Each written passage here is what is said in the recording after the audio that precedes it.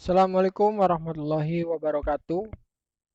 Jumpa lagi di catatan kuliah. Hari ini kita akan coba mendiskusikan sebuah materi yang berjudul tentang strategi operasi dalam sebuah lingkungan global. Nah, dalam situasi dan kondisi yang terus berkembang, maka banyak perusahaan membuat keputusan untuk mengembangkan bisnisnya ke dunia internasional.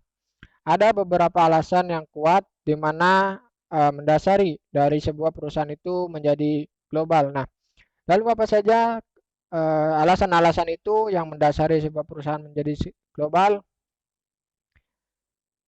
Yang pertama adalah alasannya adalah mengenai efisiensi biaya. Kemudian yang kedua adalah perbaikan manajemen rantai pasokan. Ketiga, pemberian produk yang lebih baik. Keempat, menarik pasar baru. Kelima, belajar untuk beroperasi menjadi lebih baik.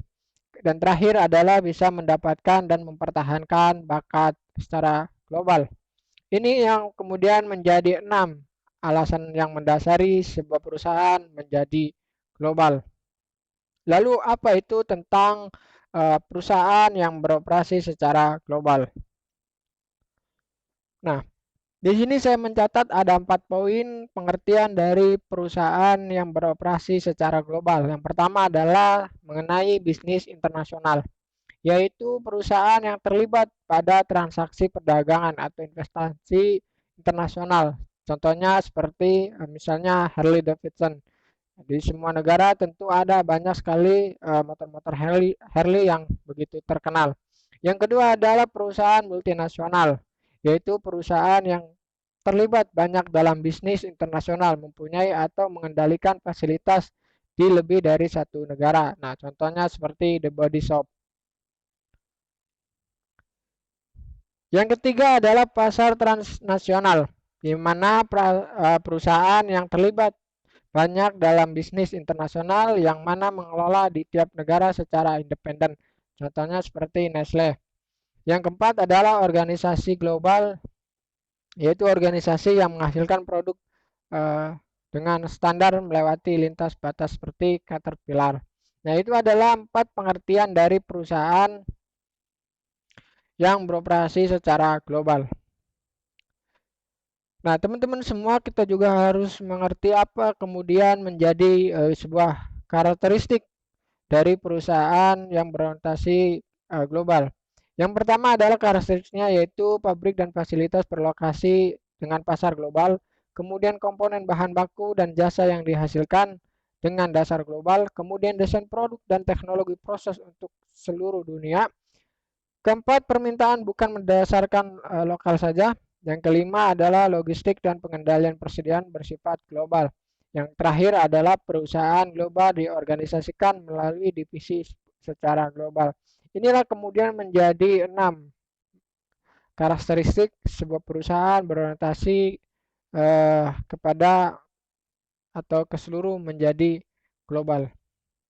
Nah, selain itu juga kita sebagai perusahaan atau yang memiliki perusahaan yang ingin kemudian menjadi perusahaan global, maka kita harus mempertimbangkan beberapa aspek. Nah,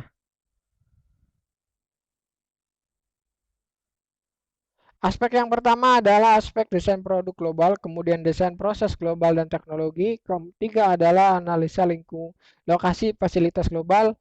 Keempat adalah budaya dan etika. Inilah kemudian yang menjadi pertimbangan-pertimbangan sebuah perusahaan untuk mencapai operasi secara global. Lalu bagaimana kemudian cara mengelola operasinya secara global terutama di bidang jasa misalnya. Nah, untuk melakukan pengelolaan jasa di dunia global, maka ada beberapa hal yang perlu dilakukan. Yang pertama, tentunya harus menentukan apakah orang maupun fasilitas mencukupi untuk menjaga eksistensi jasa yang diberikan. Kemudian mengidentifikasi pasar asing yang masih terbuka yang dikontrol atau tidak dikontrol oleh pemerintah. Ketiga, menentukan jasa yang paling banyak diminati oleh konsumen di luar negeri. Keempat adalah menentukan bagaimana mencapai konsumen secara global.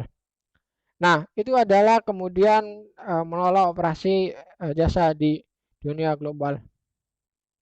Nah, oleh karena itu teman-teman semua perusahaan yang bergerak di bidang jasa yang akan memutuskan untuk beroperasi secara internasional harus selalu mempertimbangkan beberapa perspektif yang ada gitu ya, keputusan manajemen operasional. Nah, yang pertama adalah yang harus dipertimbangkan adalah mengenai perencanaan kapasitas jasa, ketiga adalah perencanaan lokasi tempat, ketiga adalah desain fasilitas dan layout yang akan digunakan, keempat adalah penentuan jadwal pelayanan kepada konsumen.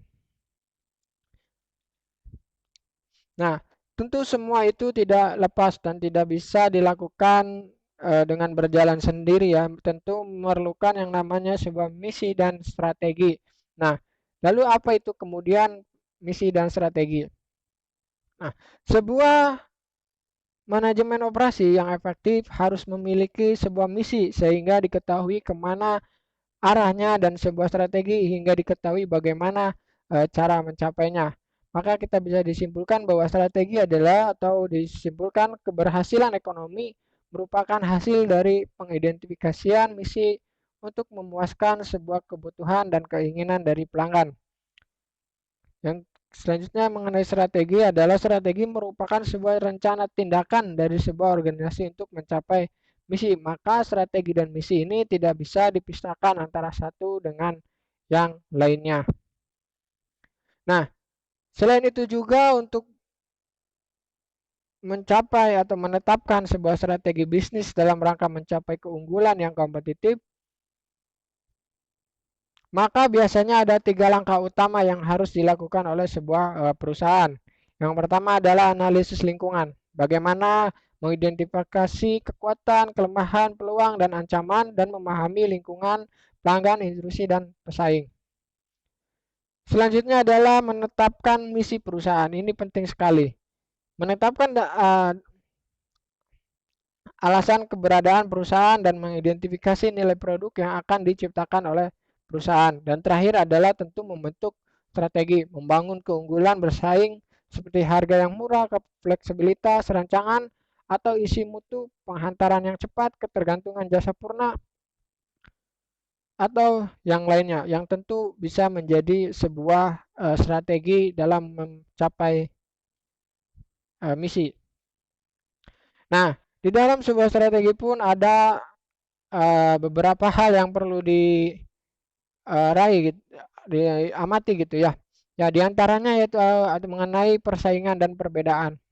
Nah, ini bisa juga dikaitkan dengan seorang manajer untuk bisa meraih sebuah keunggulan yang kompetitif.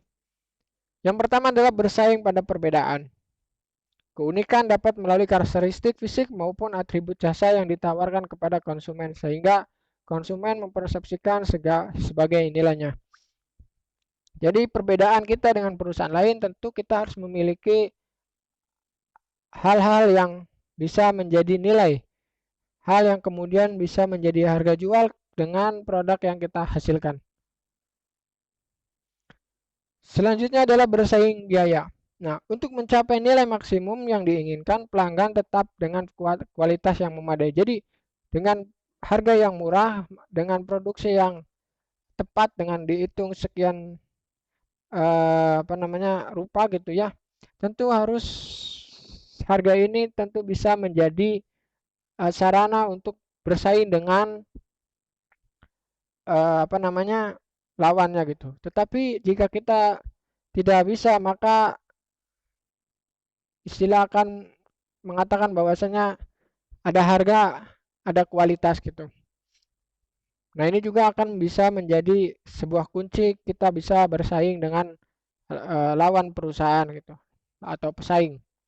Yang ketiga, yang terakhir adalah bersaing pada respon cepat melalui keseluruhan nilai yang terkait dengan mengembangkan dan menghantarkan barang yang tepat waktu sesuai jadwal, dapat diandalkan dan fleksibel.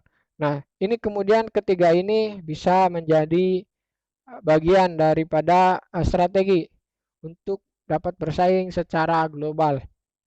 Ya, mungkin itu saja yang bisa saya sampaikan. Sekian dan terima kasih.